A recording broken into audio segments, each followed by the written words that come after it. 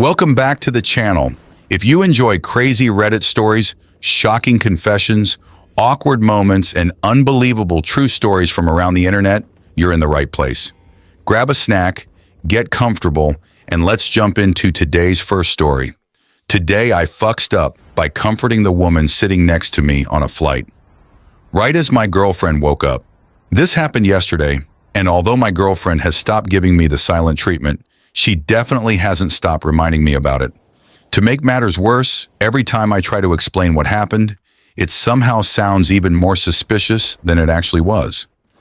For some context, my girlfriend and I had just finished a short vacation and were flying back home. We had an early flight, so we were both exhausted before we even boarded the plane.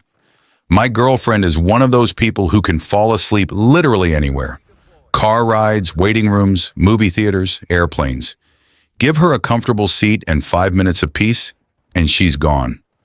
Meanwhile, I'm the complete opposite. I can't sleep on planes no matter how hard I try. So while she was fast asleep with her headphones on, I was just staring out the window, listening to the engines and waiting for the flight to be over. The woman sitting beside me looked to be around my age. She seemed perfectly normal when we boarded. She smiled politely, put her bag under the seat, buckled her seatbelt, and started reading something on her phone. Nothing unusual. About 40 minutes into the flight, everything changed. The plane suddenly dropped. Not dramatically, but enough for everyone to notice. A few people gasped. The seatbelt sign came back on. Then came another bump, and another. The captain came over the intercom. "Ladies and gentlemen, we're passing through an area of turbulence. Please remain seated with your seatbelts fastened." I've flown enough times to know turbulence usually isn't dangerous, but it can definitely feel scary, especially if you're not used to flying. Out of the corner of my eye, I noticed the woman beside me gripping the armrest. At first, I didn't think much of it. Then I realized my hand was already resting on that same armrest. Without realizing it, she grabbed the armrest right over my hand.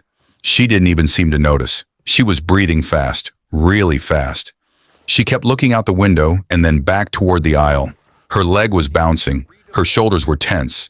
She looked like she was seconds away from a full panic attack. I quietly asked, "Are you okay?" She nodded, then immediately shook her head. I really hate flying." Her voice was trembling. I felt genuinely bad for her. I've had friends with anxiety before, and I recognize that look. You can tell when someone isn't just nervous.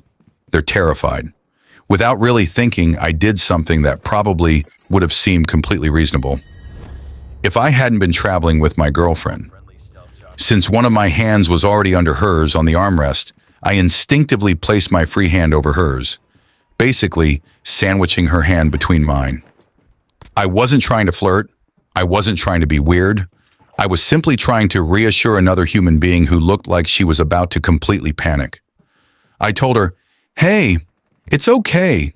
Turbulence feels scary, but airplanes are built for this." She nodded again, but still looked terrified. So I figured maybe distracting her would help. I started telling her one of the dumbest stories I could think of. A few days earlier, my extremely religious mother had convinced me to attend church with her.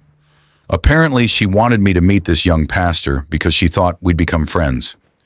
The pastor couldn't have been much older than 25. The service was completely normal until the very end. He finished the prayer, looked around the church, and confidently said, and everybody said, "Slay."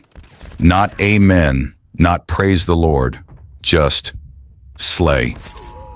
I remember sitting there wondering if I'd somehow walked into the wrong building. The woman beside me blinked, then laughed, a real laugh. She covered her mouth and started laughing harder. I started laughing too, because now I was remembering the confused look on my mother's face when she heard it. For the first time since the turbulence started, she wasn't panicking anymore. Mission accomplished, or so I thought. Then I felt the stare. You know that feeling when someone is looking directly at you? I slowly turned my head. My girlfriend was awake, wide awake, looking directly at us. Her expression wasn't angry. It was somehow worse. It was confusion mixed with disappointment, mixed with disbelief. To her, she'd apparently closed her eyes for what felt like 2 minutes. and woken up to find her boyfriend lovingly holding another woman's hands while both of them laughed together. If I had been in her position, honestly, I probably would have had questions too. The speed at which I pulled my hands away should probably be studied by scientists. I'm fairly certain they moved faster than the retracting seatbelt. The turbulence had stopped. The woman beside me had calmed down, which unfortunately meant it looked even more like we'd just been casually holding hands for fun. I immediately started explaining. No, you were asleep. There was turbulence. She was having a panic attack. My girlfriend just stared at me. Then she replied in her native language. I don't speak it fluently, but I know enough to recognize when I'm being roasted. She switched back to English just long enough to say, I closed my eyes for 2 minutes, and when I opened them, you're holding hands with a girl who looks like she probably has an OnlyFans. I almost choked trying not to laugh, which in hindsight was another mistake, because laughing made me look guilty. She didn't believe there had even been turbulence. Perfect. Now I sounded like a guy inventing the worst excuse imaginable. Thinking quickly, I flagged down one of the flight attendants. When they arrived, I asked, Sorry, could you just confirm there was turbulence a few minutes ago? The flight attendant smiled politely. Yes, there was. We apologize for any inconvenience. I felt incredibly relieved. Finally. Proof. Before I could celebrate my small victory, my girlfriend looked directly at the flight attendant. No, she said. He's the one who should be apologizing. The flight attendant looked confused. My girlfriend continued. The biggest turbulence on this plane was between his legs. Silence. Absolute silence. The poor flight attendant froze for about 2 seconds, then gave the most awkward smile I've ever seen. Enjoy the rest of your flight, and walked away faster than anyone I've ever seen push a beverage cart.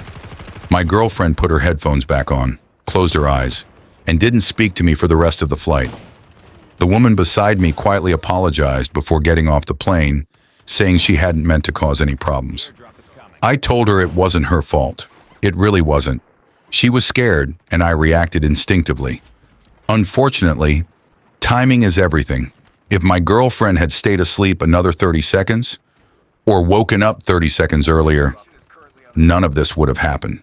Instead, she woke up during literally the only moment that could have made me look like the worst boyfriend on earth. To this day, she says she believes my explanation, but every now and then she'll randomly ask, So, how's your airplane girlfriend doing? I have a feeling this story is going to follow me for a very, very long time. Let's move to the next story. I accidentally showed my boss the last thing I ever wanted him to see. This happened several years ago, but somehow it still finds a way to pop into my head at least once a month. Every single time it does, I physically cringe so hard that I have to stop whatever I'm doing for a second. I've never told anyone this story in real life. Not my friends, not my family, definitely not my coworkers. So I guess the internet gets to hear about one of the most embarrassing moments of my adult life. For some context, I was in my early 20s at the time and had only been working at my company for a little while. I was still trying to prove myself, still eager to impress everyone, and especially determined to make a good impression on my boss. My boss was in his late 30s, incredibly professional, incredibly smart, and honestly one of the nicest managers I've ever had. He wasn't intimidating in the strict sense. He was just competent. You know those people who always seem calm no matter what's happening? That was him. One day we were selected to travel out of state together for an important work project. It wasn't a huge team. It was literally just the two of us representing our company. As someone who had never traveled for work before, I was beyond excited. The company booked us into a really nice hotel. The kind of hotel that has marble floors in the lobby, huge beds, fancy toiletries, and towels so fluffy they make your own towels feel insulting. Of course, we had separate rooms. I feel like I have to mention that because every time I tell this story in my own head, my anxiety convinces me someone will assume otherwise. The trip itself went really well. Every morning we'd grab breakfast together, then we'd head to meetings. We shared Ubers across the city, worked together all day, grabbed dinner afterward. Then we'd head back to the hotel for the night before doing it all over again the next morning. After spending entire days around people, I always enjoy having a little quiet time before going to sleep. So every night I'd go back to my room, shower, relax, scroll through my phone for a while, and eventually drift off to sleep. Everything about the trip was completely normal, until the last morning. We checked out of the hotel and called an Uber to the airport. I remember feeling relieved that the project had gone well. We'd accomplished everything we came there to do, and I was looking forward to getting home. The ride to the airport was pretty relaxed. We chatted about work, talked about the meetings, discussed a few follow-up tasks we'd handle once we were back in the office. At some point during the conversation, my boss asked me about something. I honestly can't remember what it was. Maybe it was an email, maybe a website, maybe a document. My brain has permanently deleted that detail in an effort to protect itself. Whatever it was, I remember confidently saying, "Oh, let me show you." I unlocked my phone, opened Safari, and that's when my soul left my body. The very first thing on the screen wasn't the website I intended to show him. It wasn't Google. It wasn't work. It wasn't even close.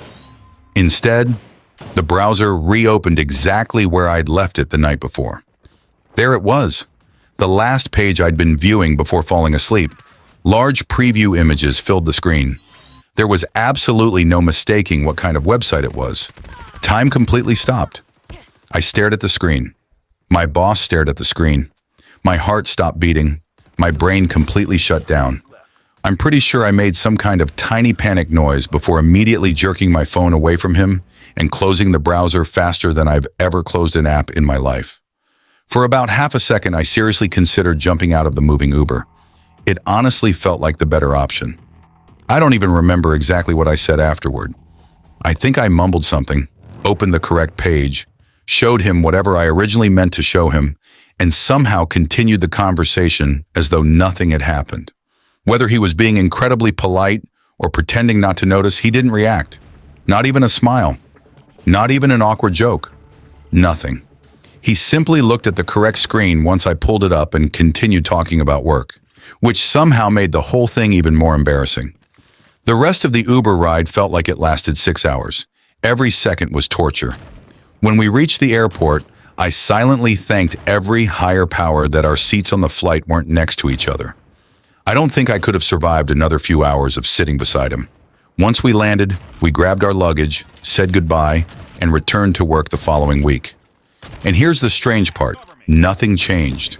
Absolutely nothing. He never mentioned it. He never acted differently. He continued treating me exactly the same as before. Over the years, I've received raises. I've been promoted. We've continued working together on projects. We've had countless meetings, coffee chats, business trips. Everything has remained completely normal, which honestly makes me appreciate him even more. Either he completely forgot what happened, or he made the conscious decision to pretend it never happened out of pure professionalism. I'm hoping it's the second one because that's honestly a level of maturity I deeply respect. Meanwhile, I have remembered every painful second of that moment for years. Every month or so, my brain decides to replay the memory without my permission. Let's move to the third story. I messed up by accepting my ex-girlfriend's wedding invitation. This happened recently, and I'm still not entirely convinced it wasn't some elaborate social experiment designed specifically to ruin my life. A few months ago, I received something in the mail that I never expected to see. A wedding invitation from my ex-girlfriend. Now, to be clear, we hadn't spoken in years. Our relationship wasn't dramatic. There wasn't some huge fight, no cheating, no screaming matches. We just realized we weren't compatible, broke up, wished each other the best, and moved on with our lives. At least that's what I thought. So when I saw her name on the envelope, I was genuinely surprised. My first thought was, surely this was sent by mistake. But no, it had my name on it. A handwritten note inside even said she hoped I'd be able to make it because she wanted people who had been part of her journey to celebrate this new chapter with her. I thought, that's actually kind of mature. Maybe she's one of those people who's genuinely friends with her exes. Against my better judgment, I RSVP'd yes. A week before the wedding, I looked over the invitation again and noticed a small detail. Guests were only allowed to bring a +1 if they were married or engaged. Apparently, they wanted to keep numbers under control. Fair enough. Unfortunately, I was painfully single. So I showed up alone, Walking into a wedding by yourself is already awkward. Walking into your ex-girlfriend's wedding by yourself feels like you've accidentally wandered into an alternate universe. The venue was beautiful. There were flowers everywhere. A string quartet was playing. Everyone looked ridiculously well-dressed. Meanwhile, I was trying to convince myself I hadn't made the worst decision of my adult life. While waiting for the ceremony to begin, I noticed another guy standing alone near the drinks. He looked about as uncomfortable as I felt. We exchanged that silent nod people give each other when they're both equally out of place. Eventually, one of us said, "So, you here alone too?" He laughed. "Yep." We started talking. Turns out he also knew the bride. We didn't really ask too many questions. Instead, we unofficially decided to stick together. Having another awkward person beside you somehow makes social situations much easier. We chatted before the ceremony, made small talk, commented on how nice everything looked. By the time everyone was being seated, we'd become temporary wedding buddies. Then reality struck. The reception seating chart. He was assigned to table 4. I was assigned to table 11. We wished each other luck and went our separate ways. As I approached my table, I noticed something strange. Everyone sitting there seemed oddly familiar with the bride, not in a family way, not in a coworker way, just different. Introductions started. One guy casually said, "I dated her in college." Another woman laughed. "I was after college." Someone else added, "3 months, didn't work out." Another person raised their hand. 6 months, silence. Then everyone slowly looked around the table, one by one, like dominoes falling. Every single person there had dated the bride. Every single one. We all burst into laughter. Someone joked, "So, we're the X table." Another guy raised his champagne glass. To poor decision-making. Everyone laughed again. Honestly, it became kind of fun. There wasn't any bitterness. Nobody seemed jealous. It actually felt like some bizarre support group. We started sharing harmless stories. Nothing embarrassing, nothing disrespectful. Mostly things like, "Remember how she'd always steal fries off your plate?" "Oh my God, she did that to you too?" Someone said, "I bet she intentionally sat us together." We all agreed that had to be the reason. It was weird, but also kind of hilarious. Eventually, dinner was served. People mingled, the music played. Then came the speeches. The best man gave a speech. The bride's father cried. The groom thanked everyone for coming. Everything was completely normal. Then the bride took the microphone. She smiled warmly, thanked everyone for attending, thanked both families, thanked her friends. Then she suddenly said, "I'd like all of my exes to stand up." Every head in the room turned toward our table. Well, here we go. One by one we stood. The room erupted into applause. At first I actually thought, this is kind of sweet. She smiled and said, "These are the people I dated before I found the love of my life." Everyone chuckled. She continued, "I'm grateful for every relationship because each one taught me something important." "Oh, that's nice." Then she paused, locked eyes with me, and smiled. Uh-oh, never trust a pause, especially when someone is looking directly at you. She pointed at me. "Well, maybe not every relationship." The room laughed. I laughed too, nervously. Then she said my actual name into the microphone. My stomach dropped. "Go ahead and wave." Like an absolute idiot, I waved. Hundreds of people looked directly at me. Then she smiled even wider. "Ladies, if you're single tonight, watch out for him." The audience laughed again. I had absolutely no idea where this was going. Then she delivered the line that completely destroyed me. "He literally peed on me." Silence. Complete silence. Every laugh in the room instantly disappeared. I wanted the earth to split open beneath my chair. For the record, there was context. Years ago, we'd gone camping. I'd gotten up half asleep in the middle of the night completely disoriented, and accidentally started peeing outside the tent while she was stepping out at exactly the wrong moment. It was a ridiculous accident. We'd laughed about it afterward. Or at least, I thought we had. Apparently she'd been saving that story for years. The entire wedding stared at me. Nobody knew the camping story. Without context, I just sounded like some kind of criminal. Then something even stranger happened. The groom suddenly stood up. He gently covered the microphone with his hand and leaned over to whisper something to his new wife. I couldn't hear what he said, but her smile disappeared almost instantly. She looked completely confused, almost like she just realized she'd made a huge mistake. After a few awkward seconds, she slowly lowered the microphone. The groom cleared his throat, chuckled nervously. I think my beautiful wife may have had one glass of champagne too many. A few polite laughs. He quickly changed the subject and invited everyone to continue enjoying the evening. Nobody moved. Everyone was still processing whatever had just happened. Then, in what may have been the greatest save in wedding history, the DJ grabbed his microphone. So, any of the groom's exes here tonight? The room exploded with laughter. Even the groom laughed. The tension finally broke. Music started playing. People returned to talking. The dance floor opened. Everyone collectively agreed to pretend the previous 60 seconds had never happened. Everyone, except me. I had reached my social limit. As soon as the lights dimmed and the disco ball started spinning, I quietly grabbed my jacket, slipped out the side entrance, and walked straight to my car. I didn't say goodbye. I didn't grab dessert. I didn't even take the wedding favor. I just left. To this day, I still don't know why she invited me. Maybe she genuinely wanted me there. Maybe she thought it would be funny. Maybe she expected everyone, including her husband, to know the full story. Whatever the reason, I don't think I'll ever accept another wedding invitation from an ex again.